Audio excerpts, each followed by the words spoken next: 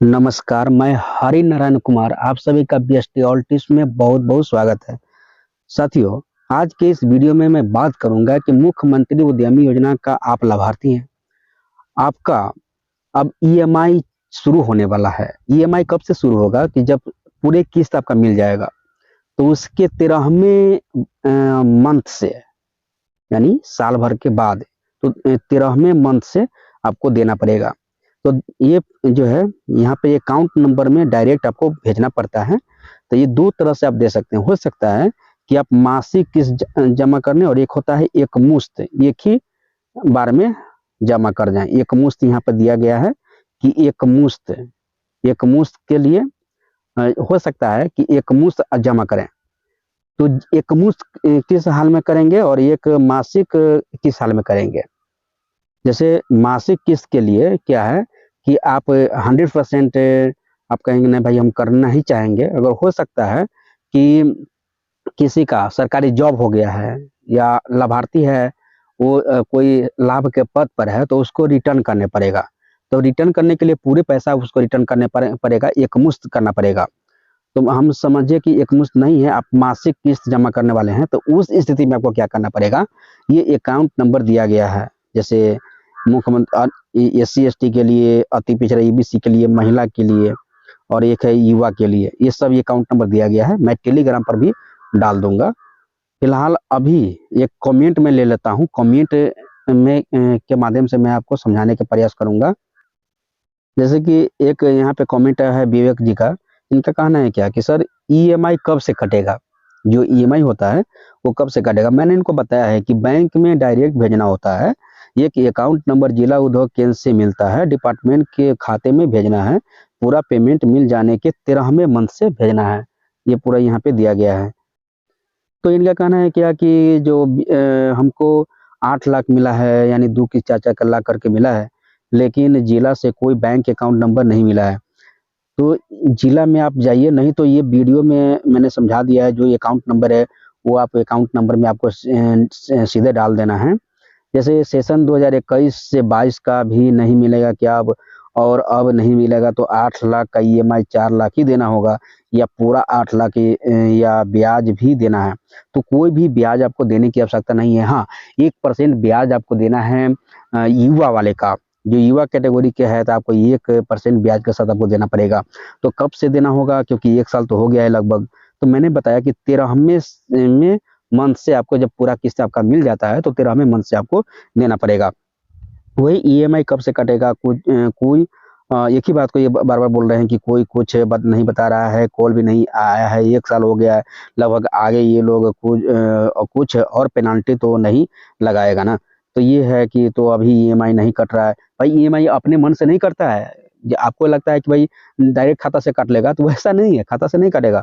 आपको खुद से आपको देना पड़ेगा, और साल भर में कभी भी आप इसको रिटर्न कर सकते हैं। तो यहाँ पर है कि 2020-21 का तीसरा किस्त पे कोई अपडेट नहीं आया है।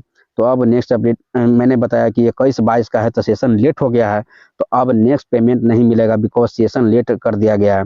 तो ये 21-22 का जिनका सेशन लेट हो गया है, तो जिनका जैसे किसी का 6 लाख मिला होगा, तो 6 लाख का 3 लाख देना पड़ेगा। किसी का 2 लाख मिलेगा तो 1 लाख देना पड़ेगा। किसी का मान लेते 4 लाख मिला होगा तो 2 लाख देना पड़ेगा। तो जितना पेमेंट आपको मिला है उसी के आधार पर आपको 50-50 कर लेना है।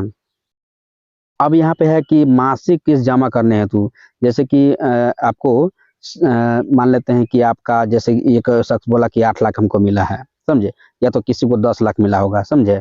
तो 8 लाख मिला होगा तो 8 को 50% या 2 से भाग देना है, इसको 2 से भाग देना है। तो इसका जो है 4 लाख, 8 लाख वाले उनको 4 लाख रिटर्न करना पड़ेगा, और इसका 5 लाख देना पड़ेगा। अब ये 4 लाख को 84 से भाग दे देना है, 5 लाख को 84 से भाग दे देना है। जो EMI बनेगा, यानी समान किस्त में आपको देना पड़ेगा। समझ में आया। तो अब जो मासिक जो है 7 साल तक ले आपको भरना पड़ेगा। 12 से गुना कीजिए, यानी साल भर आपको एक एक पर मंथ के हिसाब से, यानी मासिक उसी लिए बोला जा रहा है कि साल भर आपको देना पड़ेगा, 7 साल तक ले देना पड़ेगा, 84 किस्त में आपको देना पड़ेगा, समझे। तो इसीलिए जो 5 लाख मिला है उसको 84 से भाग कर दीजिए, उसी के हिसाब से यहाँ पे आपको देना है। तो यहाँ पर देखा जाए तो अनुसूचित जाति जनजाति SC ST वाले हैं तो वो भाई क्या करेंगे, ये वाला अकाउंट नंबर आप देख लीजिएगा, इस अकाउंट नंबर में आपको उनको भेजना पड़ेगा। एक है कि अति पिछड़ा वर्ग वाले ईबीसी वाले जो लोग हैं, ईबीसी वाले, तो ईबीसी वाले को भी नहीं देना है, समझे। तो ईबीसी वाले जो हैं तो उनका ब्याज नहीं लगेगा, समझे। तो ये अकाउंट नंबर है, आप ये अकाउंट में आपको भेजना है।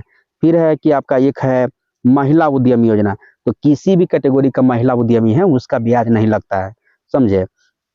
तो ये हो गया, तो ये अकाउंट नंबर में आपको भेजना पड़ेगा। फिर है कि मुख्यमंत्री युवा उद्यम योजना, तो युवा उद्यम योजना में जो लोग डालेंगे, जैसे BC2 डालेंगे, समझे, और जनरल कैटेगरी में के लोग डाले होंगे, समझे। तो यहाँ पर जो युवा वाले हैं उनको 1% ब्याज के साथ देना पड़ेगा, समझे। तो जो आपका है उसका 1% ब्याज आप कर लीजिएगा, उसी के हिसाब से यहाँ पर आपका ये आएगा, समझे। तो 1% ब्याज के साथ आपको ये देना पड़ेगा, मुख्यमंत्री युवा उद्यम योजना, समझे। अब यहाँ पर देखा जाए, एक है कि ये CM जो है SC/ST वालों द्वारा एक मुश्त राशि वापस करने के लिए। ये एक मुश्त क्या होता है, जैसे कि मान लेते हैं कि किसी का पेमेंट आप मिल गया, वो सरकारी जॉब में चला गया, तो वो लाभ के पद पर चला गया, तो वो उसको जो है मान्यता रद्द कर देगा, और ये पूरा पेमेंट जितना पेमेंट मिला होगा वो पूरा पेमेंट उसको लौटाना पड़ेगा, उसमें से 1 भी रुपया कमी नहीं करना है, समझे। तो ये पूरा पेमेंट आपको देना पड़ेगा, ओके। तो ये है जैसे SC/ST के लोग हैं जिनका नौकरी जॉब लग गया, या वार्ड सदस्य कोई चुनाव लड़ गया, मुखिया बन गया, तो उस स्थिति में ये स्टेट बैंक का ये खाता दिया गया है, इसमें ये अकाउंट नंबर हो गया, ये IFSC कोड हो गया, और इसमें डालना पड़ेगा। ये पूरे पेमेंट, ये मासिक वाला नहीं है।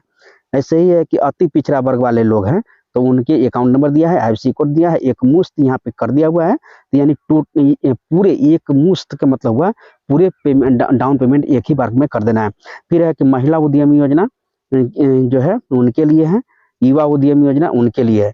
एक है कि आपका यहाँ पर SC/ST जो रिकवरी अकाउंट है, EBC का अकाउंट है, ये मासिक अकाउंट है, जो मैंने ऊपर भी दिया है, सेम अकाउंट नंबर, इसी अकाउंट में आपको खाता को डाल देना है, समझे। अकाउंट जो पेमेंट है आपका वो डाल देना है इसी में। तो ये स्क्रीनशॉट ले लीजिए, या तो मैं टेलीग्राम पे डाल दे रहा हूँ ये PDF। टेलीग्राम में आप क्या करेंगे कि #KIST किस्ट, है ना, ये #KIST डाउनलोड करेंगे, हैशटैग ये टाइप करेंगे ना, तो ये PDF आपको वहाँ पे आ जाएगा, ये PDF डाउनलोड कर लीजिएगा। तो ये है। अब आइए इसी को मैं कैलकुलेटर के माध्यम से मैं आपको कैलकुलेट करके मैं EMI कैलकुलेट करता हूँ। EMI कैलकुलेट कैसे करना है, जैसे कि 5 लाख आपको टाइप कर देना है। जैसे कि किसी का 10 लाख मिला होगा, तो 10 लाख का 50% आपका अनुदान में चला जाएगा, तो 5 लाख का ही आपको रिटर्न करना पड़ेगा। अगर युवा वाले हैं तो 1% आप इसके में ब्याज कर लेंगे, जैसे कि 84 किस्त में देना पड़ेगा, तो 5 लाख को 84 से भाग दे देना है, तो 5952 रुपया हुआ। तो 52 दशमलव और यहाँ पे 38 पैसा है, तो इसको 53 पैसा कर दीजिएगा, यानी 53 रुपया, 1953 रुपया। ऐसे ही यहाँ पर मैंने बताया कि जैसे साल भर में 7 साल में देना है, तो 12 सत्ते 84, तो 84 समान किस्त में आपको आ जाएगा। ऐसे ही 1% वाले क्या करेंगे कि पूरे 5 लाख का निकाल के 1% निकाल के तब 84 से भाग दीजिएगा, समझे। हाँ, और इसमें मान लेते हैं कि किसी का 4 लाख मिला, तो 4 लाख के आधा 2 लाख, तो 2 लाख को ही 84 से भाग देना है, तो उसी के हिसाब से जितना EMI बैठेगा तो समान किस्त में आपको रिटर्न कर देना पड़ेगा। तो जैसे 2 लाख का, जैसे 4 लाख किसी का मिला, तो 2 लाख ही उसको देना है, तो 2 लाख को 84 से भाग दे देंगे, जो EMI बचेगा उसी होगा। अगर मान लेते हैं युवा वाले हैं तो 1% ब्याज इस पे कर लेंगे। अल्पसंख्यक वाले को अभी कोई अकाउंट नंबर नहीं दिया गया है, जब आएगा तो मैं अलग से वीडियो में। नमस्कार, मैं हूं हरि नारायण कुमार। अगर आपको ये वीडियो पसंद आया हो तो इसे लाइक और शेयर जरूर करें, और हाँ, हमें सब्सक्राइब और फॉलो करना ना भूलें, ताकि आप इस प्रकार के कोई भी वीडियो मिस ना करें। तो जुड़िए हमारे साथ और देखते रहिए BST ऑल्टी। उद्यमी योजना और बिहार स्टार्टअप पॉलिसी की जानकारी के लिए आप ज्वाइन करें उद्यमी योजना ग्रुप। ये स्पेलिंग आप देख लीजिएगा, इतना लोगों ने अभी तक ज्वाइन कर लिया है। UDYAMI योजना करके आप टेलीग्राम में सर्च करेंगे तो ये लोगो आ जाएगा, आप ज्वाइन कर सकते हैं।